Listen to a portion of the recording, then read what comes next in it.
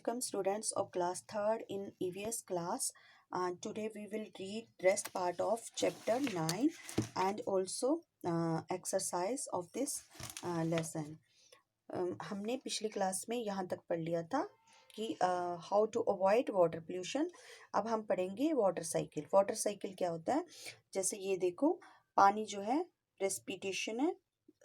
देखो, पहले यहाँ से स्टार्ट होगा इवेपोरेशन, फिर कंडेंसेशन और फिर प्रेसिपिटेशन और फिर ये फिर से नीचे से ऊपर को जा रहा है. पहले हम देखो अब ये पढ़ लेते हैं. पहले water cycle is the change of water into water vapours and then back into water in nature. कह रहे हैं पहले हम वाटर साइकिल क्या होता है, वाटर को जो भाप बन के उड़ जाता है उसमें यूज करते हैं.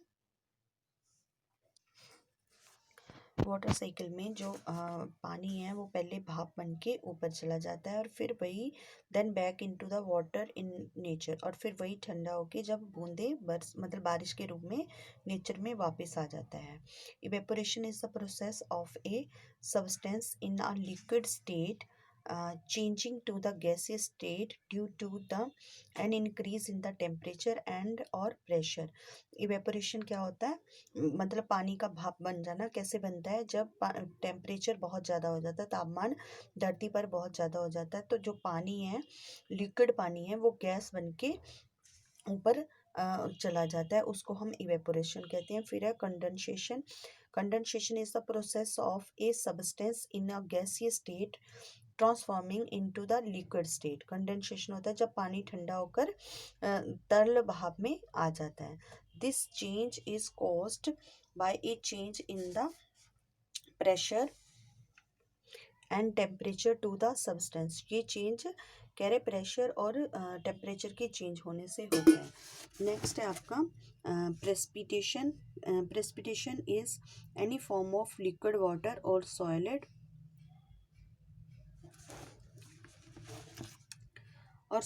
falling from the sky. It includes rain, sleet, snow, hail and drizzle. ये पानी जो है मतलब बर्शन मतलब प्रेसिपिटेशन होता है जब यही पानी जो है बारिश के रूप में नीचे आता है आसमान से. इसमें कौन कौन से होते हैं? जैसे ये पानी बारिश के रूप में भी आ सकता है, स्लेट बर्फ़ के रूप में, तूफान मतलब तेज़ बारिश के रूप में, जहाँ बूंदाबांदी के रूप में भी आ सकता है. स्टूडेंट्स, इसी के साथ जो है आपका चैप्टर ख़त्म हो जाता है. जो हम कुछ पॉइंट्स हैं, लर्न एंड रिफ्लेक्ट. फर्स्ट है water is one of the basic requirement of the living things. जो पानी है जो वो जिंदा लोगों की एक मतलब मूलभूत ज़रूरत है. There are various sources of fresh water. पानी मतलब ताज़ा पानी के बहुत सारे सोर्सेज हैं. 70% of our earth surface is covered with water. 70% जो पानी है वो जो हमारी धरती है वो पानी से ढकी हुई है. We can purify water by many ways. हम पानी को बहुत सारे साधनों से उसको प्योरीफाई कर सकते हैं. नेक्स्ट है आपका answer the following question. Exercise है पार्ट ए. पार्ट ए का आंसर द फॉलोइंग क्वेश्चन का फर्स्ट क्वेश्चन है name 2 animals that live in water. इसका आंसर है, फर्स्ट आंसर है 2 animals that live in water are fish and octopus. मैं फिर से रिपीट कर रही हूँ आंसर को. 2 animals that live in water are fish and octopus. Question second है what are the various sources of water. पानी के कौन कौन से स्रोत हैं? आपका आंसर है the sources of water are streams, lakes, ponds, rivers, oceans, wells etcetera.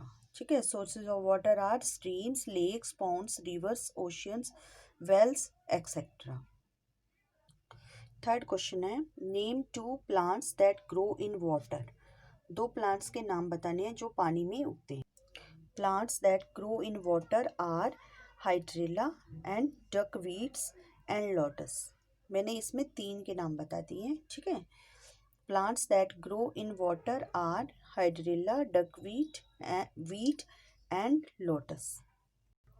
Fourth question है give 4 different uses of water by human beings. जो मतलब इंसान के द्वारा पानी का जैसे यूज़ किया जाता है उसके चार मतलब डिफरेंट डिफरेंट चार यूजेस लिखने। इस क्वेश्चन का आंसर है uses of water by human beings. Number 1 है to wash clothes, to take bath, to drink, to cook food. Now question number 5, name any two common methods used by the purifying water. पानी को purify करने के लिए दो कोई common methods लिख। Fifth answer है number 1, some people boil tap water to kill germs। Number second है many people use filters to purify water. ये दोनों मतलब मेथड्स हैं वाटर को प्यूरिफाई करने के लिए। नाउ क्वेश्चन नंबर 6 है how is water pollution caused. मतलब जो वाटर का दूषित होना वो कैसे होता है। आंसर है आपका 6 का human are the main causes of water pollution when river passes through cities, dirt, mud, plastic, paper, oil, garbage and chemicals mix in the water. मतलब पानी गंदा कैसे होता है, जब भी ये निकलते हैं सिटी के पास से कोई भी, तो वो जो है सारा पानी जो है उसमें गंदगी जैसे डर्ट होती है, mud, plastic, paper, oil, garbage, ये सारे उसमें मिक्स हो जाते हैं, तो उससे पानी जो है पोल्यूटेड हो जाता है। नो आपकी एक्सरसाइज है पार्ट बी है rearrange the letter in the brackets to fill up the blanks. Number 1, water is essential for dash. इसमें इसने दिया LIEF। इसके स्पेलिंग को अगर हम सही करेंगे तो इसमें आएगा लाइफ, LIFE लाइफ। दूसरा है plants need water to dash, और ये स्पेलिंग है RGWO। तो इसकी सही स्पेलिंग बनेंगे plants need water to grow. Next है dash is the man made sources of water, तो ये आएगा वेल, WELL वेल। फोर्थ है drinking water should be dash properly, तो इसका सही वर्ड बनेगा ट्रीटेड, TREATED ट्रीटेड। फिफ्थ है we use dash tablets to make water clean, तो यहाँ बनेगा क्लोरीन, CHLORINE क्लोरीन। पार्ट सी है राइट ट्रू और false for the following statements. Number 1 है animals require air for breathing and bathing. मतलब animals को air चाहिए होती है सांस लेने के लिए और नहाने के लिए, ये स्टेटमेंट आपकी फॉल्स है। सेकंड है man has polluted water sources by disposing waste in them. जो सेकंड स्टेटमेंट है ये आपकी ट्रू है, ठीक है। थर्ड है swimming is a very good exercise, ये स्टेटमेंट भी आपकी ट्रू है।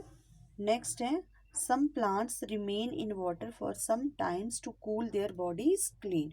मतलब सम प्लांट्स नहीं रहते हैं अपनी बॉडी को ठंडा करने के लिए पानी में, सम एनिमल्स रहते हैं, तो इसलिए ये स्टेटमेंट आपकी फॉल्स है। नेक्स्ट है sea water is salty and we can not drink it, ये भी आपका ट्रू है। जो पानी होता है वो खारा होता है समुद्र का पानी, इसलिए हम उसको पीने में प्रयोग नहीं कर सकते। स्टूडेंट्स इसी के साथ जो है आपका 9th चैप्टर और उसकी एक्सरसाइज कंप्लीट हो गई है। So your homework is read chapter 9 carefully and do exercise and question answers in your EVS notebook. Thank you.